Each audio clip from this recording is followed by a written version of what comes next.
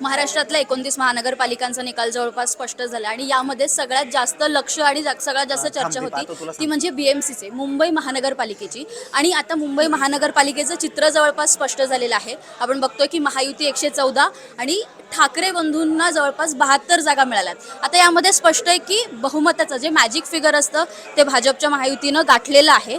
पण तरीसुद्धा ठाकरेंच्या पराभवाची जास्त सोशल मीडियावर चर्चा होते. आता याला कारणं अनेक आहे. जसं 20 वर्षानंतर ठाकरे बंधू एकत्र आले, त्यानंतर त्यांनी जी भाषणं केली, मराठीचा मुद्दा गाजवला आणि त्यानंतर सोशल मीडियावरती आपल्याला ठाकरे बंधूंची एक लाट पाहायला मिळाली. आता भाजप जरी मॅजिक फिगर गाठत असलं तरी त्यानंतर ठाकरेंच्या पराभवाची जास्त चर्चा होते. त्याला अनेक कारणं आहेत आणि आपण सध्या न्यूजरूममध्ये आहे. निकालाची आकडेवारी जवळपास स्पष्ट झाली आहे. तर ठाकरेंच्या पराभवाची का चर्चा होते याविषयीच आपण आपल्या सहकाऱ्यांशी चर्चा करणार आहे. सगळ्यात पहिले सिद्धेश सर, काय वाटतं, सोशल मीडियावर ठाकरे बंधू होते आणि आता निकालात पराभव झालाय तरी सुद्धा चर्चा त्यांच्या पराभवाचीच होती. मला तर खरं तर असं म्हणायचं आहे की आधी आपण या सगळ्यांपासून सुरुवात करूया, अंकिता आणि अंजली वगैरे. कारण हे लोक दिवसभर बातम्या देत होते आणि असं दिसत होतं दिवसभर की खूप मागे पडत आहेत ठाकरे, खूप मागे पडत आहेत. तसंच होतं की कधी कधी झालं होतं की एका पॉईंटला आलेलं की ठाकरे मागे पडतील, एका पॉईंटला आलेलं की फडणवीस म्हणजे BJP पुढे जाते मागे येते. अगदी आत्तापर्यंत म्हणजे हे बघ माझ्या अंगावर गुजबम्स आले. अगदी आत्तापर्यंत असं वाटत होतं की अरे नाही म्हणजे BJP आणि नाही काटेकी टक्करच आहे. आणि आताही तू जरी बघशील ना तरी थोडं कट टू कट आहे. म्हणजे आपण जे BJP आणि ठाकरेंमध्ये जे बघतो ते अगदी कट टू कट आहे. जर त्यांना बहुमताचा आकडा कसा घातलाय त्यांनी ते पूर्णतः त्यांचं बहुमत नाही आलं. म्हणजे पूर्ण BJP स्वबळावर सत्ता नाही स्थापन करत आहे. त्यांना शिंदे हे लागणारच आहेत. जसं ठाकरेंचं नाही, ठाकरे बंधू. आणि ह्याच्यात सगळ्यात मेन फॅक्टर ठरला आहे काँग्रेसने खरा ठाकरेंचा गेम केला. काँग्रेसच्या 23 जागांनी ठाकरेंचा गेम केला आणि त्याच्यात MIMच्या 8 जागा. ह्या काँग्रेस आणि MIMचा फटका हा ठाकरेंना बसला असं मला तरी वाटतं. अंजली, तुला काय वाटतं? खरं तर मी मुंबईची नाही आहे, पण जेव्हापासून मी मुंबईत राहते मी पुण्याची आहे. तर पुणेकर असून सुद्धा मुंबईसाठी माझं अतिप्रेम आहे आणि त्यामुळे हा रिझल्ट थोडा हर्टफुल वाटला. की असं वाटत होतं की ठाकरे बंधूंनी जिंकावं. मराठी हा विषय जरूर नाही, पण त्यांची जी तळमळ आहे मुंबईसाठीची, त्याचं कारण काही असो पण त्यांची एक तळमळ आहे, त्यासाठी वाटत होतं की त्यांनी जिंकावं. पण जसे जसे रिझल्ट येत होते तसं कळत होते की अरे बापरे आता नाही होते. मी तर सगळ्यांना सांगत होते मी दगडूशेठला नमस्कार करते की त्यांनी जिंकावं. पण ते नाही झालं तसं. त्याचं कारण हेच वाटतं मला की जर काँग्रेससोबत असती तर थोडासा आणखी त्यांच्यामध्ये फरक पडला असता. कारण की त्यांचं पण जे महायुती जिंकतंय ते ह्याच्यामुळंच आहे की त्यांनी तेवढी युती केलेली आहे स्ट्रॉंगली. मनसे आणि ठाकरेंची युती जी कमी पडली आहे कारण की त्यांनी खूप लेट प्रचार चालू केला. मला असं वाटतं त्यांना जर आणखी टाईम मिळाला असता, त्यांना आणखी घराघरात पोहोचण्यासाठी आणखी वेळ मिळाला असता. सोशल मीडियावर मी सोशल मीडिया फार असते त्यामुळं प्रचंड चर्चा होती ठाकरेंची. प्रत्येक रील ठाकरेंसाठीच होतं. आत्तासुद्धा ज्यावेळेस हारतं हे बघतंय प्रत्येकजण त्याच्यावरती बोलतंय की मुंबई नाही हरली आहे तर मराठी माणूस हरला आहे, आपण मराठी माणसाने या व्यक्तींना हरवलं, आपण मुंबईला हरवलं. सो अजूनही सोशल मीडियावर तीच चर्चा आहे. मग जर एवढी चर्चा असताना हे आकडे असे का आलेत हा प्रश्नचिन्ह माझ्यासमोरही आहे. हिचं मत होतं की कुठेतरी ठाकरे यावेत. तुम्हाला काय वाटतं आणि सोशल मीडियाचा ट्रेंड पाहता काय बोलताय? झेंजीचा ट्रेंड तरी तसाच दिसत होता. मी मूळ महापालिकांचा शो ठिकठिकाणी करत होतो. मी लालबागमध्ये ज्यावेळेस गेलो होतो दक्षिण मुंबई, तेव्हा तिथला एकूण मराठी वर्गाचा जो काही आक्रोश मी बघितला होता, निष्ठावंत, शिवसेनेच्या झालेल्या दोन शकला, या सगळ्याच्यावरनं मराठी माणूस नाराज असल्याचं एकूण दिसत होतं. कोळीवाड्यातनं देखील तो सूर जो आहे तो मोठ्या प्रमाणात बघतोय रिक्षावाला आपल्या शोबंदनं व्यक्त होताना दिसत होता की मराठी माणसाला जनाधार असणारा नेता हा महापालिकेवरती महापौर म्हणून आपण बसवला पाहिजे. तो एक सगळा एकूण ट्रेंड बघत असताना मी एकच या सगळ्याच्यात म्हणेन की पक्षांनी वेगवेगळी घेतलेली भूमिका खरं तर ठाकरेंच्या पिछेहाटला कारणीभूत ठरलेली आहे. यात खरं तर मनसेचा जलवा चालून जाईल असं एकूण दिसत होतं. मला हे दिसत होतं की चला आपल्याला मुंबई परिक्षेत्रात ते दिसून येईल, काहीचं कल्याण डोंबिवलीमध्ये, नाशिकमध्ये मला विशेष अपेक्षा होती कारण नाशिक तसं मनसेचं होम ग्राउंड राहिलेलं आहे.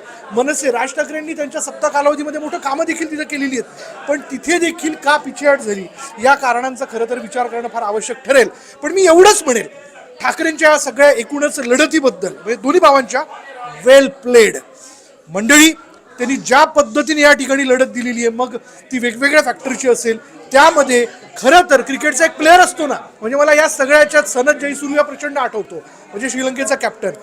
म्हणजे जर टीम पराभवाच्या उंबरठ्यावरती असेल ना तर कॅप्टन म्हणून तो शेवटपर्यंत टिकून राहायचा, प्लेड खेळायचा, पण टीमला विजयाच्या उंबरठ्यावर नाही पण त्या आसपास का होईना तो आणून ठेवायचा. तसाच प्रयत्न या दोन्ही भावांनी केलेला आहे. त्याच्यामुळे ठाकरे बंधूंच्या बाबतीत मी एकच म्हणेन, वेल प्लेड. आणि त्यांनी समोरच्याला नाकी नऊ आणण्याचा पूर्ण प्रयत्न केला याच्यामध्ये, असं मला ऐकून वाटतं. नक्कीच ठाकरेंमध्ये मनसे कुठेतरी कमी पडली असं तुम्हाला वाटतं का? काही प्रमाणामध्ये वाटतं, पण असंही वाटतं की हा खरंच निकाल असा आपण अपेक्षित केला होता का, म्हणजे की काहीतरी वेगळा केला होता. म्हणजे आधीच आपल्या डोक्यामध्ये काहीतरी एक प्रकारचं मुळात एवढ्या उशीरपर्यंत हा निकाल लागेल असं वाटत नव्हतं, खूप लवकर लागेल असं वाटत होतं, पण ज्या पद्धतीने खूप उशीरपर्यंत गेला त्यामुळे थोडा हिरमोड झाला होता. पण जिथे कुठे म्हणजे 100च्या आसपास असणारी भाजप नंतर एकदम जेव्हा 90च्या पण आतमध्ये आली तेव्हा आणखी रंगत वाढली खरं तर यातली. आणि असं वाटत होतं की 50-55च्या वगैरेच आसपास राहतील ठाकरे, पण ते त्यांनी जेव्हा 60चा आकडा जेव्हा पार केला ना त्यानंतर खूपच म्हणजे काय म्हणतो ड्रामॅटिक पद्धतीने ही सगळी निवडणूक बघायला मिळाली. मी खूप वेगळ्या पद्धतीने या निवडणुकीकडे खरं तर बघतो. ते म्हणजे असं की ठीक आहे, जेव्हा पण लढाई होते तेव्हा कोणतरी एक हरतं, कोणतरी एक जिंकतं, पण या सगळ्यामध्ये हरण्या जिंकण्याच्या पलीकडे पण लढण्याची जी गोष्ट असते ना तर त्याला जास्त माझ्या लेखी महत्त्व आहे. म्हणजे तुमच्याकडे काही नाही आहे, तुमच्याकडे ओळखीचे चेहरे नाही आहेत किंवा तुमच्याकडे काय म्हणता येईल सत्ता नाही आहे, सगळी दुनिया तुमच्या विरोधामध्ये आहे, तुमच्याकडे लढण्यासाठीची ताकदही नाही. आणि त्या म्हणजे उदाहरण म्हणून जसं मगाशी विशालने सांगितलं की वेल प्लेड, मला वाटतं की ऑस्ट्रेलिया विरुद्ध जर का बांगलादेश अशी जर का मॅच झाली आणि त्या मॅचमध्ये जर का बांगलादेशने ऑस्ट्रेलियाला टफ फाईट दिली आणि भलेही बांगलादेश हरली असेल त्या मॅचमध्ये, पण शेवटच्या ओव्हरपर्यंत शेवटच्या बॉलपर्यंत जर का बांगलादेश मॅच घेऊन गेली आणि तेव्हा जर का ती हरली तर हळहळ कोणाला वाटेल, म्हणजे क्रिकेट प्रेमीला वाटेल, बरोबर. म्हणजे ती खेळली यार, त्यांनी स्पोर्टिंगली हे सगळं घेतलं आणि हा सगळा मला एक्झॅक्टली तो सूर आता सगळ्या सोशल मीडियामध्ये वेगवेगळ्या ठिकाणी म्हणजे निश्चितपणे राजकीय विश्लेषक या संपूर्ण निवडणुकीचे आपापले ठोकताळे बांधतील, आपल्या विचारधारा सांगतील, असा जल्लोष करतील किंवा आनंदोत्सव दिवसभर असं सगळं रिपोर्टिंग केल्यानंतर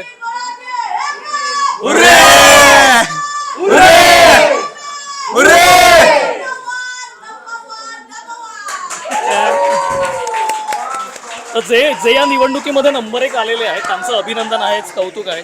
पण त्याहीपेक्षा मला असं वाटतं की जो लढतो, जो संघर्ष करतो, प्रतिकूल परिस्थितीमध्ये लढण्याचा स्वतःचं अस्तित्व टिकवण्यासाठी किंवा प्रत्येक लढाईसाठी करो या मरो अवस्थेमध्ये जाऊन जेव्हा काय म्हणतात जे काय होईल ते होईल, पण आता आपण लढाईचं जिद्द सोडायची नाही, हार मानायची नाही, हार पत्करायची नाही, हताश व्हायचं नाही, पण लढत राहायचं. हे जेव्हा आपण एखाद्या रिअल लाईफमध्ये जेव्हा बघतो ना तेव्हा मला वाटतं की ती लढाई अधिक आणखी प्रेरणादायी कदाचित वाटत असेल. आणि त्यामुळेच या लढाईकडे ज्या पद्धतीने सोशल मीडियामध्ये जसं मगाशी अंजली म्हणाली की लोक अजूनही व्यक्त होत आहेत. म्हणजे मला आठवतं की अनेक माझ्या ओळखीची अशी लोक आहेत की ज्यांनी लिटरली फेसबुकवरती, ट्विटरवरती किंवा त्यांच्या सोशल मीडियावरती लिहिणं सोडून दिलं होतं. अशी सगळी माणसं गेल्या 5-6 दिवसांमध्ये मला इतकी ॲक्टिव्ह दिसली आणि ती सगळी या सगळ्यावरती बोलताना दिसली. हे काय सांगतं आपल्याला? हेच की तुम्हाला लिहितं, तुमची अभिव्यक्ती जागृत करत आहे कोणतरी, आणि हे किती प्रेरणादायी आहे, हे किती म्हणजे तुम्हाला लढण्यासाठी, संघर्ष करण्यासाठी पुढे आणणारी गोष्ट आहे. मला ही सगळी त्या अनुषंगाने ठाकरे बंधूंच्या एकीपेक्षाही खूप महत्त्वाची गोष्ट वाटते की लोकांना एकत्र आणण्यासाठीची काहीतरी गोष्ट क्रिएट होणं. म्हणजे मराठी अस्मिता किंवा मराठी भाषा, मराठी बाणा, महाराष्ट्र, आपली मुंबई आणि महाराष्ट्राचं नातं, या सगळ्याचा विचार करायला भाग पडणारी ही जर का निवडणूक आहे. आणि त्या निवडणुकीमध्ये भलेही त्यांना यश आलेलं नसेल पण तरी देखील या गोष्टीची जाणीव या सगळ्यांमधनं झाली आहे कुठेतरी, अशी भावना माझ्या मनामध्ये आहे. म्हणजे भलेही ठाकरे जिंकले नसतील पण त्यांच्या पराभवाची चर्चा आहे.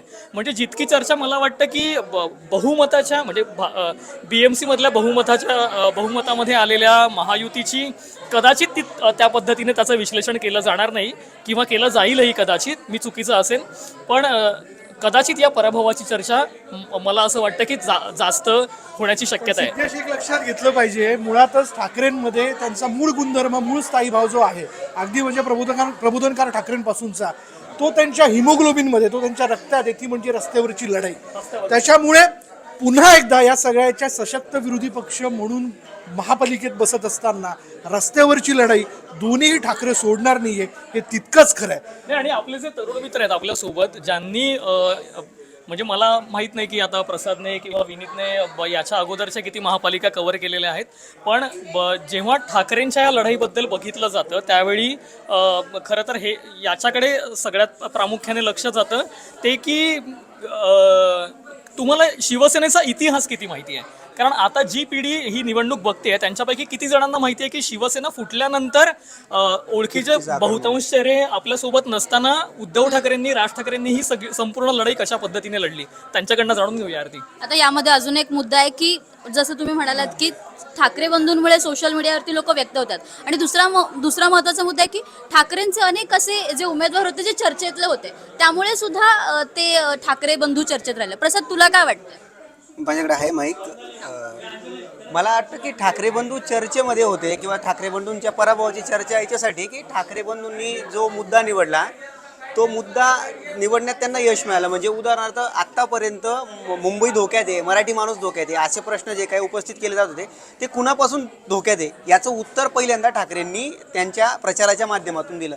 म्हणजे ठाकरे शत्रू निवडण्यात ठाकरेंनी यश मिळवलं असं मला पहिल्यांदा वाटतं. शत्रू निवडला त्याच्यामुळे ठाकरेंच्या पराभवाची चर्चा आहे, हे मला पहिलं कारण वाटतं सगळ्यात महत्त्वाचं.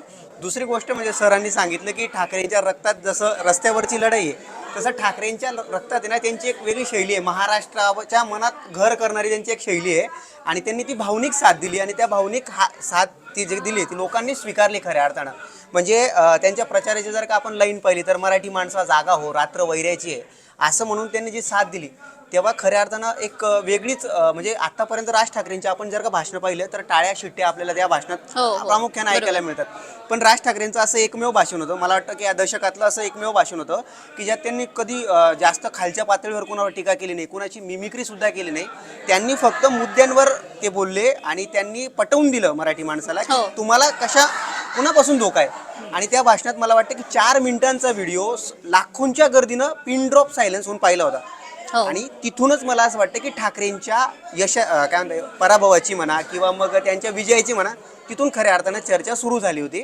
आणि म्हणून ठाकरे अजूनही तोच ट्रेंड धरून सोशल मीडियात अजूनही त्यांच्या नावाची चर्चा सुरू आहे असं मला. पण एक लक्षात घेतलं पाहिजे, इतिहास साक्षी आहे कुठल्याही सभागृहातला, विरोधी पक्ष नेता एक असो व संख्येने किती असला पण तो जर सशक्त असेल ना तर तो तिथला मुख्य राखणदार ठरतो. आणि निश्चितपणे आता ना जे विधानसभेमध्ये आपल्याला बघायला मिळतं विशाल किंवा प्रसाद की तसं बीएमसी मध्ये होणार नाही. कारण जी संख्या दिसते आता आपल्याला जवळपास 72च्या आसपास ठाकरे बंधू आपल्याला दिसत आहेत आणि हा आकडा मोठा आहे आणि त्यामुळे हे खूप महत्वाचं आहे की आणि मुळातच असं म्हटलं जातं, अनेक जाणकार म्हणतात की ठाकरेंचा मूळ स्वभाव हा विरोधी पक्ष असण्याचाच आहे की काय असं म्हटलं जातं. त्यामुळे हे पण लक्षात घेतलं पाहिजे, शिवसेनेची मुंबईतली जेव्हा सुरुवात झाली होती छगन भुजबळ हे एकटे विधानसभेतले त्यावेळी विरोधी पक्ष नेता होते आणि ते जेरीस आणायचे समोरच्याला. ही शिवसेनेची खासियत आहे, ही शिवसेनेचे शिवसैनिकांवरती असलेले संस्कार आहे आणि ते चित्र आपल्याला महापालिकेत दिसू शकतं. हो, पण एक मुद्दा असा झाला की आता नुकतंच देवेंद्र फडणवीस यांचंच एक वक्तव्य होतं की आमचा विरोधकांना सोबत घेऊन जाण्याचा कल आहे आणि त्याच दृष्टीने मागच्या काही वर्षातलं राजकारण फिरलं, विरोधकांना सोबत घेऊन पक्ष फोडून सगळ्या गोष्टी करून ते पुढे सरकले केले. तर त्याच्यामुळे विरोधी पक्ष म्हणून ती जी फळी आहे ती आता पूर्णपणे जसं की विरोधी पक्ष नेते सुद्धा आता दिले गेले नाही आहेत. तर त्यामुळे मग विरोधी पक्षाने टॅकल कसं करायचं ह्या सगळ्या सत्ताधारीची आणि ह्या सगळ्यांना? तोच तर महत्वाचा मुद्दा आहे ना की करणी आणि कथनी आणि करणीमध्ये फरक आहे आणि जनता तो बघते मला असं वाटतं आणि त्यातनंच पुढलं चित्र जे ते स्पष्ट होईल. इथं जे संख्याबळ जे लक्षात आहे घेतलेलं आहे त्यांनी म्हणजे जे ठाकरेंना मिळालेलं आहे बरोबर त्याच्यावर एक मोठा आक्रोश जो आहे तो या पुढच्या कालावधीमध्ये आपल्याला महापालिकेच्या प्रत्येक सभेमध्ये हा बघायला मिळणार आहे. जर आपण बघितलं तर ठाकरेंच्या पराभवाची जी आता ज्या पद्धतीने चर्चा सुरू आहे त्याचप्रमाणे जे वर्ल्ड कप जो झाला होता आपला 2023 मध्ये जो एक दिवसीय झाला होता आणि त्याच्यामध्ये जो भारताचा पराभव झाला होता त्याच्या फायनलमध्ये त्यावेळेस रोहित शर्माला असं वाटलं होतं की आपण क्रिकेट सोडून द्यावं याच्यातून आपण राजीनामा द्यावा इथपर्यंत त्याला असं वाटलं होतं. परंतु 2024मध्ये जेव्हा आपण T20मध्ये जेव्हा आपण वर्ल्ड कप जिंकलो त्यावेळेस नाही का म्हणतात की खऱ्या अर्थाने आपण जेव्हा सेट होतो किंवा जे जिंकतो असं आपल्याला जेव्हा वाटतं, त्याचप्रमाणे जर आपण पाहिलं तर ही अस्तित्वाची लढाई होती असं आपल्याला मानायला पाहिजे. परंतु इथं जर पाहायला गेलं मुंबईमध्ये तर मराठी माणूस हा कुठेतरी विभागला गेला. मला असं वाटतं त्याची मतविभागणी जी आहे ती होत गेली. परंतु जर शिवसेना ही एकत्र असते तर मला असं वाटतं की 2017मध्ये ज्या पद्धतीनं ठाकरे जो ब्रँड किंवा ठाकरेमध्ये जी महापालिकेची जी सत्ता होती ती मला असं वाटतं पुन्हा एकदा इथे 25 वर्षानंतर जो काही आपल्याला जो फटका पडलेला आहे तो इथे फटका पडला नसता आणि त्याऐवजी ठाकरे बँड किंवा उद्धव ठाकरे हे जे आहेत ते BMC मध्ये त्यांनी आपला पुन्हा झेंडा रोवला. एवढे ट्विस्ट आणि टर्न्स बघितले आहेत मयूर आणि तुम्ही सगळेच जण महाराष्ट्राने गेल्या काही काळामध्ये की ह्या खूप हायपोथेटिकल आहे, जर तरची गोष्ट आहे की मग तसं असतं तर कदाचित ठाकरे बंधू एकत्र झाले नसते. म्हणजे शिवसेना फुटली नसते तर ठाकरे बंधू एकत्र आले असते का? बरोबर. म्हणजे हा खरं तर इथपासून हा खरा प्रश्न आहे. आणि जर का ठाकरे बंधू एकत्र आले नसते तर मग जसं हा म्हणाला की मराठी माणसाला शत्रू कोण आहे हे कळलं राज ठाकरेंच्या त्या भाषणामधनं, तर ते कळलं असतं का? किंवा मराठी भाषेसाठी, अस्मितेसाठी, जाणीवेसाठी, मराठी आपण आहोत याच्यासाठी असणारा जो अभिमान, स्वाभिमान असं सगळं जे आहे, प्रेम आहे, हे आपल्याला वाटलं असतं का? हा देखील प्रश्न या निमित्ताने आहे. त्यामुळे मग शिवसेना फुटली म्हणजे चांगलं झालं का? कारण आजचं संजय राऊतांचं एक विधान खूप चांगलं आहे की शिवसेना जर का फुटलेली नसती तर आज आम्ही 120 किंवा 125च्या आसपास वगैरे जागा जिंकलेलो असतो. आणि आत्ताच जर का आपण तसं समीकरण जरी हायपोथेटिकली मांडण्याचा प्रयत्न केला तर शिंदेच्या किती जागा दिसत आहेत आपल्याला? साधारण 30 दिसत आहेत. 28-30 आहेत. उद्धव ठाकरेंच्या किती दिसत आहेत? 67 आणि 30 आपण 100च्या आसपास दिसतात. आणि समजा आपण त्यांच्यासोबत आणखी कोण होतं? मनसे ठाकरे बंधू होते, बरोबर आहे, राष्ट्रवादी शरद पवार गट. हा, तर मग गणित कदाचित हे वेगळं असू शकलं असतं. हे अत्यंत हायपोथेटिकल आहे, काल्पनिक आहे.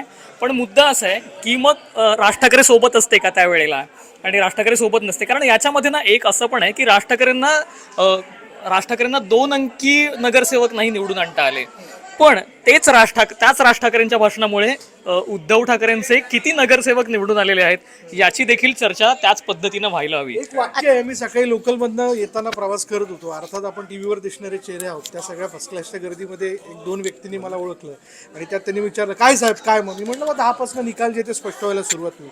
पण एक वाक्य त्यांनी वापरलं जे मला खूप आवडलं. त्याने सांगितलं साहेब एक लक्षात घ्या, इंजिनच्या कोळशाने मशालला उत्तम धग दिलेली आहे. वा, क्या बात आहे. आता या चर्चेत मला हा पण मुद्दा आणायचा आहे की सगळ्यांनी राज ठाकरेंच्या भाषणाचं कौतुक केलं आणि त्यामुळे उद्धव ठाकरेंनाही कुठल्या काही प्रमाणात फायदा झाला असं म्हटलं जातं. पण त्यामध्ये दोघांचं एक वाक्य होतं की मुंबईला महाराष्ट्रापासून तोडण्याचा डाव आहे. तर मग कुठेतरी यानंतर आता या निकालानंतर मराठी माणूस थोडासा घाबरलेला पाहायला मिळेल का? काय वाटतं? मला नाही वाटत मराठी माणूस घाबरलेला पाहायला मिळेल. मला वाटतं की आता ही जी चर्चा सुरू झाली आहे म्हणजे मराठी भाषा सक्तीची करणं किंवा मराठी भाषेबद्दलचं प्रेम आणि भाषेवरून सुरू झालेला हा सगळा काय म्हणू शकतो संघर्ष जेव्हा मराठी माणसाच्या मूळ अस्तित्वापर्यंत जेव्हा येतो, त्याच्या महाराष्ट्राशी असलेल्या नात्यापर्यंत जेव्हा जोडला जातो, तर त्याच्यानंतर मला असं वाटत नाही की आता याच्यामध्ये कुठली भीती राहिली. आता लोकांना कळले की आपली एकजूट किती महत्त्वाची आहे. म्हणजे आपण काय म्हणतात रिक्षा पकडायची झाली तरी पण आपण थेट सरळ म्हणजे स्वभावाने हिंदीत बोलून जातो, भैया इधर चलोगे क्या? तिथे म्हणजे आता मला अनेकदा असं लक्षात आलंय की माणूस समोरचा मराठी असतो पण आपण मुळातच बोलताना सुरुवात हिंदीमध्ये करतो आणि आपण हे आपल्या बाय डिफॉल्ट सेटिंग झालेली आहे आपली की आपल्याला अनोळखी माणसाशी बोलताना हिंदीतच सुरुवात करायची. हे कुठून आलं आपल्यामध्ये? सर पण मला एक बोलायचं होतं की आता जर महायुतीची सत्ता जर आता आलेली आहे तर त्याच्यामुळे उत्तर भारतीयांना जास्त बळकटी मिळेल का? म्हणजे आता ज्या पद्धतीने मराठीचा जो मुद्दा सुरू होता आणि मनसेने आक्रमक जी भूमिका घेतली होती, तर आता जे उत्तर भारतीय आहेत ते हिंदीमध्येच बोलतील की मराठीमध्ये बोलतील? तुम्हाला काय वाटतं? ते मुळात त्यांच्या अंगलं ठेवू शकतं. मुळात म्हणजे मुंबई महाराष्ट्रापासून कोणी तुडू शकत नाही. मराठी माणूस हा आपला, मराठी माणूस हा आमचा मतदार आहे, हे जे त्यांनी प्रचाराच्या दरम्यान तसे दावे केलेले होते, तसं जर काही होताना दिसलं तर मात्र ठाकरेंची रस्त्यावरची लढाई आणि त्यांच्या विरोधातला संघर्ष हा आपल्याला पुन्हा नव्याने बघायला मिळू शकतो. यांनी परत एकदा ठाकरेंनाच बळकटी मिळणार आहे हे ते लक्षात ठेवून आहे. पण जरी बळकटी मिळाली तरी सत्तेसाठी किंवा अजून निवडणुकांसाठी अजून 5 वर्षांची वाट पाहावी लागेल ना. नाही मला याच्यामध्ये खूप वेगळा मुद्दा मांडायचा आहे की आता काय की आता निकाल आले आहेत, जेव्हा आपल्याकडे ना मतांची टक्केवारी येईल ना समोर, त्यावेळी आपल्याला म्हणजे साधारणपणे 41% मराठी मतं मुंबईमध्ये साधारणपणे आहेत. मुंबई व्यतिरिक्त जर का नगरपालिकांचा विचार केला ना, तर तिथे काही ठाकरेंना फारसं गेन करता आलेलं नाही आहे, जे की भाजपला करता आलं किंवा शिंदेंनाही काही प्रमाणामध्ये त्यांच्या टेरिटरीमध्ये करता आलेलं आहे. पण तसं जर का असेल तर मनसेची तर सत्ता होती ना नाशिकमध्ये. नाशिकमधनं तर सुरुवात केली होती ना ठाकरे बंधूंनी आपल्या प्रचाराची. मग नाशिकमध्ये एवढा सुपडा साफ कसा होतो? मग तिकडे प्रभाव नाहीये का? हा पण प्रश्न विचारला जाईलच. त्यामुळे मतांची जी टक्केवारी आहे मुंबईतल्या, त्याचं जेव्हा बायफर्केशन येईल, कोणाला किती टक्के मतं मिळाली आहेत, त्यावरनं तू जो प्रश्न उपस्थित केलास त्याच्यावरती आपल्याला ठामपणे उत्तर देता येऊ शकेल. पण आत्ताच असं म्हणणं की असं होईल का, म्हणजे हिंदी भाषिकांना जास्त प्राधान्य मिळेल का किंवा आणखी होईल का, तर मुंबईतला माणूस प्रत्येकाला सामावून घेणार आहे. म्हणजे आणि प्रत्येकाला त्याने सामावून घेतलं. त्याने कधी भाषेचा, धर्माचा, जातीचा, पंथाचा असा कधीही विचार केला नाही. आणि तीच मुंबईची खरी खासियत आहे ना.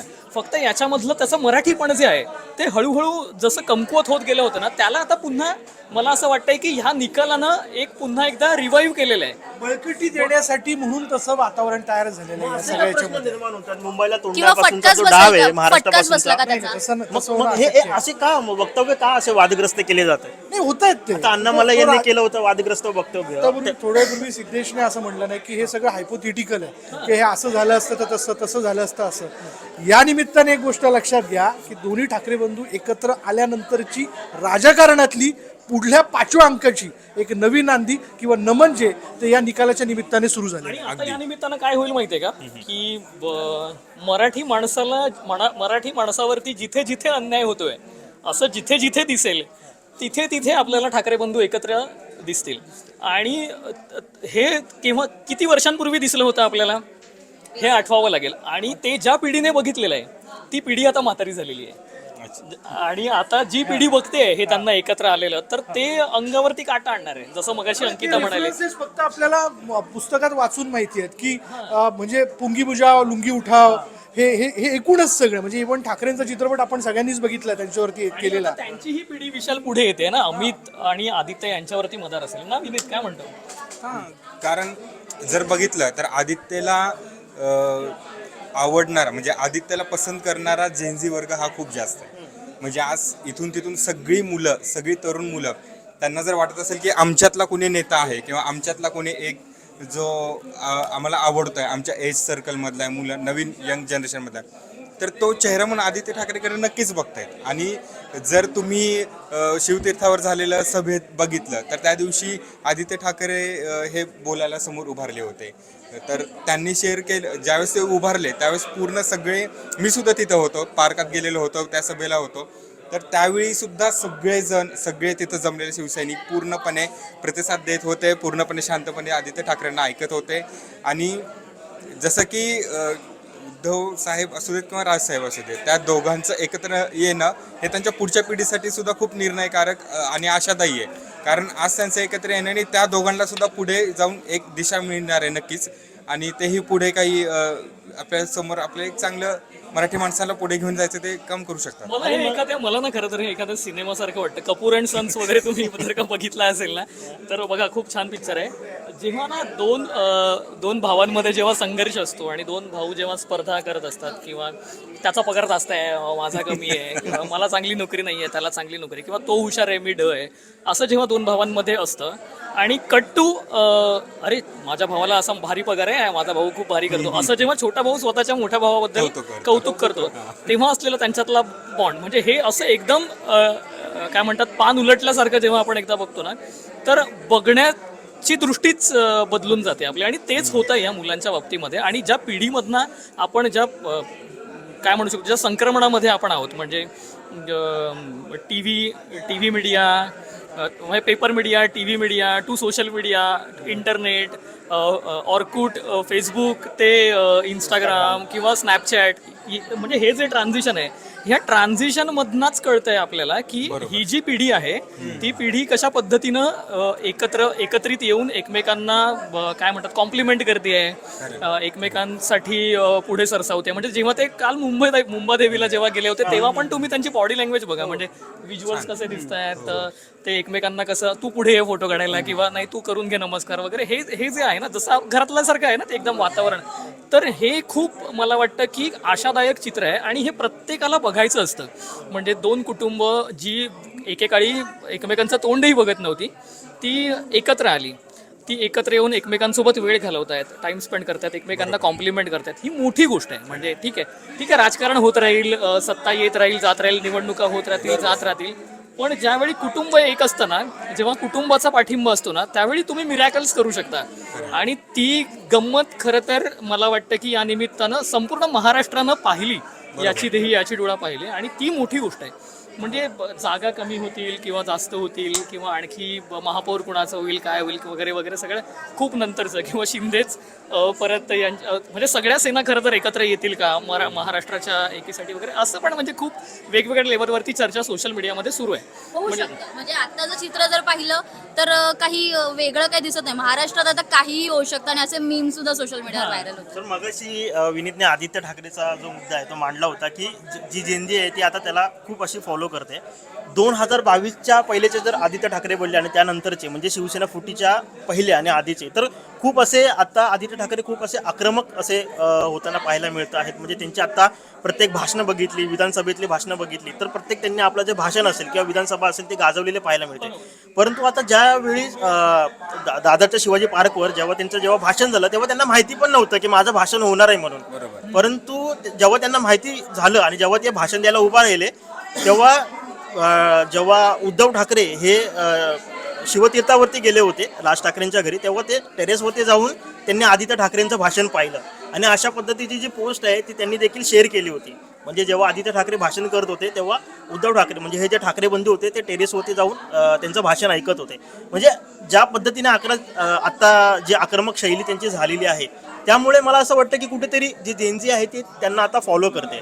आणि सर जसे बाळासाहेब ठाकरे ज्या पद्धतीने म्हणजे ज्या शैलीने किंवा हिंदुत्वाचा धागा घेऊन पुढे जात होते त्याचप्रमाणे राज ठाकरे पुढे जात होते. आणि मला असं वाटतं की आदित्य ठाकरेंनी देखील राज ठाकरेंचे म्हणजे त्यांच्या काकांचं जे भाषण असेल किंवा शैली असेल ती त्यांनी अंगी स्वीकारली असेल असं मला असं वाटतंय. फक्त मला याच्यामध्ये काय एक प्रश्न पडलाय प्रसाद, की तू धुळ्यात नाहीस, ठीक आहे, आता तू हे मुंबईतलं सगळं बघतोस, तर तुला माहिती आहे का हे मुंबईमध्ये असलेलं ठाकरेंचं हे सगळं काय म्हणू शकतो आपण वलय किंवा त्यांची होणारी अशी चर्चा किंवा लिगसी किंवा ब्रँड म्हणून त्यांच्याकडे पाहिलं जाणं वगैरे, असं तू धुळ्यात राहत होतास किंवा धुळ्यात लहानाचा मोठा झालास, तर तिकडे पण असं होतं की तू सोलापुरात होतास, तर मग तिकडे पण तुम्हाला तेव्हापासून असं आकर्षण वाटायचं का की ठाकरेंबद्दलचं? कारण तसं आता मुंबईच्या बाहेर ठाकरेंचं अस्तित्व किती उरलंय हा खरं तर आता प्रश्न आहे. बरोबर, कारण खरं तर मी जेनझी नाही आहे, पण ज्यावेळेस मी लहान म्हणजे कॉलेजला होतो ज्यावेळेस माझ्याकडे आधी मोबाईल आला होता, तर माझ्या मोबाईलमध्ये राज ठाकरेंचे ज्या खूप आधीच्या क्लिप असायच्या तर त्याची सगळी अशी सिरीज असायची. म्हणजे ज्यावेळेस त्यांनी मनसेमध्ये गेले त्यावेळी म्हणजे मनसे स्थापन केलं आणि हे पुढे आले त्यावेळी राज ठाकरेंचे एवढे सारे जे व्हिडिओज वगैरे होते म्हणजे जे आत्ता व्हायरल होत आहेत व्हिडिओज, मीम्स, रील्स, तर त्या काळी व्हायरल होणारी व्यक्ती म्हणजे राज होती. आणि राज मुलं त्यांच्या रिंगटोन ठेवायचे. हो ते मराठी मुलांचं वगैरे वगैरे ते सगळं त्यांचं खूप आम्ही त्यावेळी सोबत आहे तुमचा मुलगा कुठे वाया गेलेला नाहीये. हे सगळं व्हायरल व्हायचं तेव्हा. नाही, पण या चर्चेतली एक सगळ्यात भारी गोष्ट काय माहिती का की जसं आता मगाशी आरती बोलले, सर बोलले की दोन्ही शिवसेना एकत्र येऊ शकतात. मला आवर्जून सांगायचं की असं आपल्या पिढीला आवर्जून असं का वाटतं किंवा आमच्या पिढीला असं का वाटतं की दोन्ही शिवसेना पण एकत्र येऊ शकतात? कारण आमच्या पिढीने सगळंच पाहिले आता. म्हणजे कोविड पाहिलंय, नोटबंदी पाहिली, एक राष्ट्रवादी पाहिले, दोन राष्ट्रवादी पाहिले, एक शिवसेना पाहिले, दोन शिवसेना, मला एक चिन्ह दोन लोकांना जाताना पाहिले, म्हणून काही होऊ शकतं असं आम्हाला दुबारा मतदार पाहिलं आहे. बरं, त्याच मतदाराला तुडवताना पण पाहिलंय, शाही पुसताही पाहिलंय, म्हणजे शाहीच्या जागी मार्कर सुद्धा पाहिलं. शाळेत शिकायचो की ते पुसलं जात नाही. म्हणजे अजून काय पाहणं, अजून काय पाहणं बाकी असं आता त्यामुळे शेवटी. आता म्हणजे सगळ्या सेना एकत्र झालेल्या जरी दिसल्या तरी काय आश्चर्य वाटतं. आणि सगळ्यात महत्वाचं म्हणजे भाजप आणि काँग्रेसची युती सुद्धा आम्ही पाहिली. म्हणजे मुळात कसं आहे, ज्यावेळेस आपण बाहेरून बघतोय ना त्यावेळी मुंबईकरांना काय वाटतंय, मुंबईकरांना ठाकरेंचा माणूस त्यांचा प्रतिनिधित्व करणारा त्यांच्या वॉर्डमध्ये तो का हवाय, हा आपल्याला महत्त्वाचा मुद्दा मला वाटतो.